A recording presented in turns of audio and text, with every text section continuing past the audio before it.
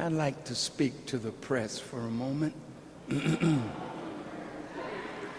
You know, this is a season where the press loves to find something of error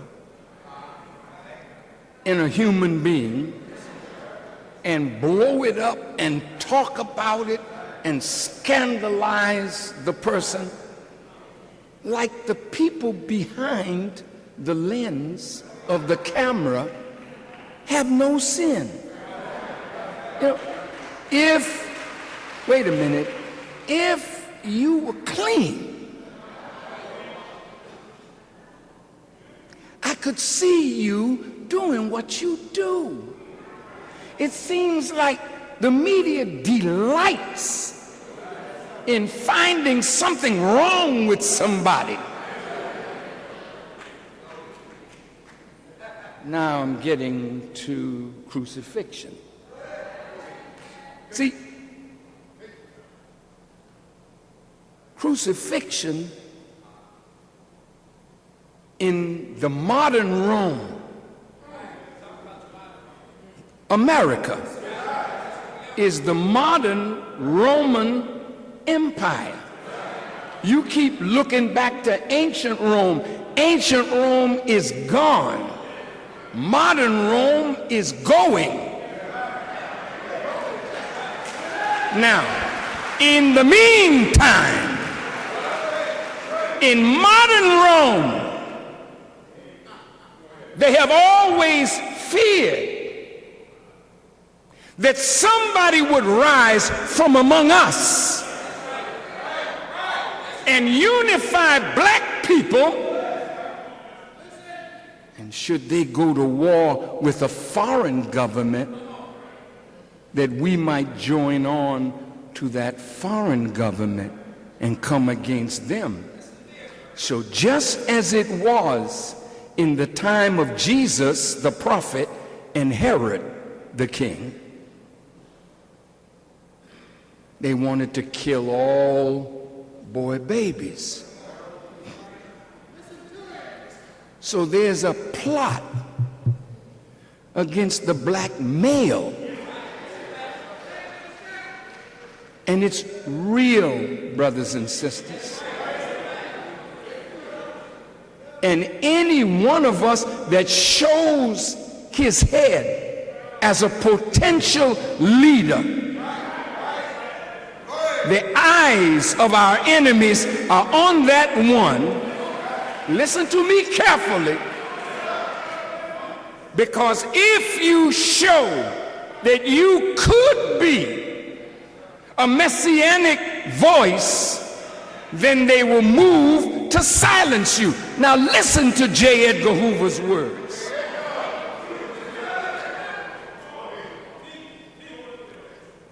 J. Edgar Hoover's counterintelligence program was to prevent the coalition of black nationalist groups. They invested money into keeping nationalist groups separated from each other, and even plotted to get us to kill one another. Number two, the aim was to prevent the rise of a Messiah who could unify and electrify the militant black nationalist movement, and to prevent violence on the part of black nationalist groups. Not violence among each other, but violence against them. Listen, their aim was to prevent militant black nationalist groups and leaders from gaining respectability by discrediting them to three separate segments of the community. 5, to prevent the long-range growth of these organizations, especially among young people. Now here's the tactics that they used. There was no black organization that was not infiltrated by agents and informers of the U.S. government to discredit and disrupt. They used dirty tricks, including the planting of false media stories, bogus leaflets, fake publications. They forged correspondence, sent anonymous letters, and made anonymous phone calls. They manipulated or strong-armed parents, employers, landlords, school officials, and others to cause trouble for the activists. And they used law. They conducted break-ins, vandalism, assaults, and beatings. The object was to frighten dissidents and disrupt their movement. Now, let's look at this thing called crucifixion and see how it's carried out.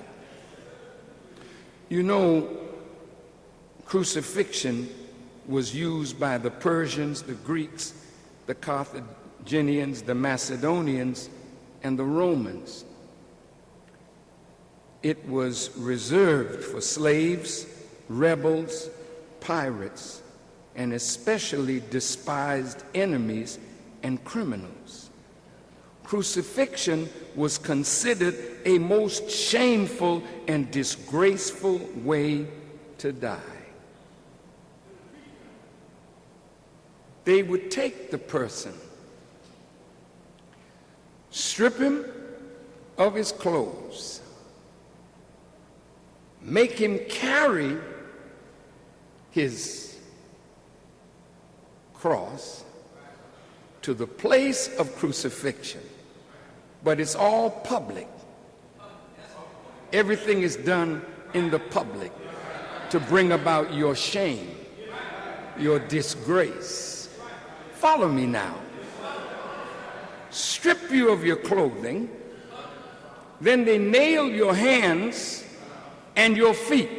None of your vital organs are touched, so that you can hang there for hours and for days.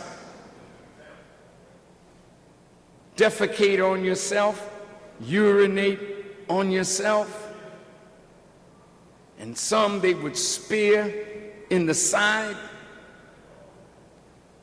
But Jesus, they had something special for him, according to the book.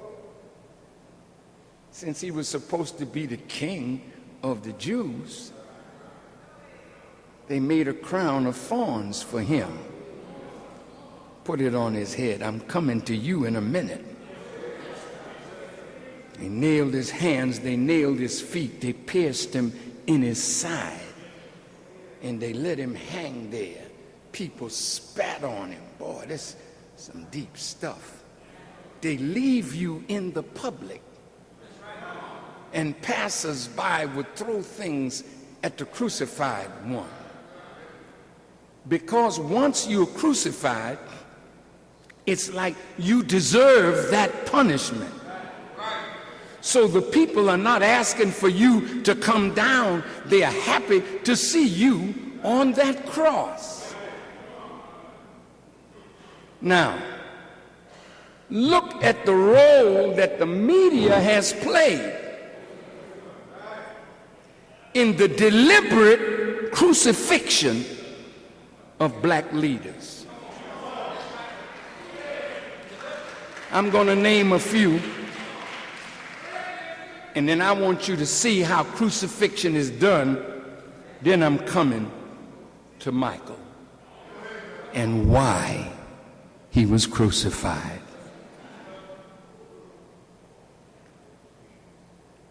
Denmark Vesey.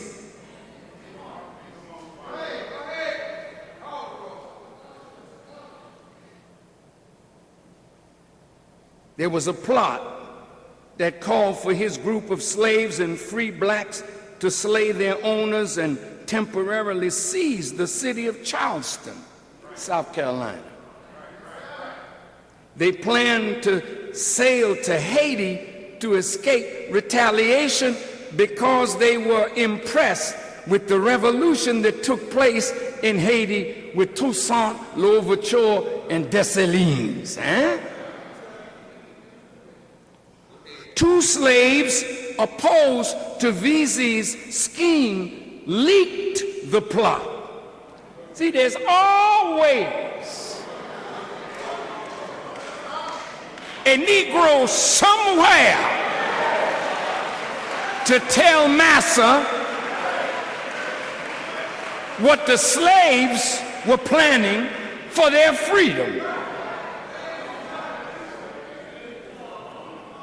Charleston authorities charged 131 men with conspiracy. 67 men were convicted and 35 hanged, including Denmark Vesey. But the worst of those was Nat Turner. Now, Nat Turner was our first great military leader. He was a preacher, but he understood aspects of the Bible that preachers today don't seem to want to preach anymore. But his 1831 insurgency in Virginia numbered more than 70 enslaved and free blacks.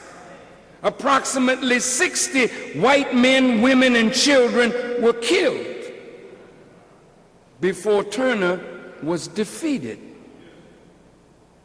In retaliation, the white militia killed at least 200 blacks and probably many more. Hysteria arose about armies of slaves rising up, and it led to the slaughter of many blacks all over the South under circumstances of great barbarity. Well,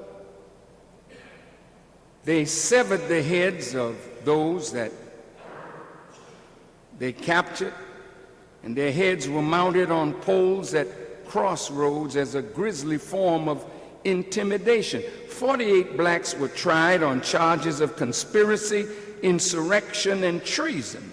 55 were executed, many more were banished, and a few were acquitted. Nat Turner eluded capture for months before he was arrested. He was tried, convicted, and sentenced to death. He was hanged on November the 11th, 1831 in Jerusalem, Virginia. Now let's become more modern. How many of you have heard of W.E.B. Du Bois? He was a great scholar among us. Du Bois started as a staunch integrationist, like many of us. But later, he echoed a very Garveyite philosophy. W.E.B. Du Bois, that talked about the talented tenth and opposed Booker T. Washington, was also an opponent of Marcus Garvey.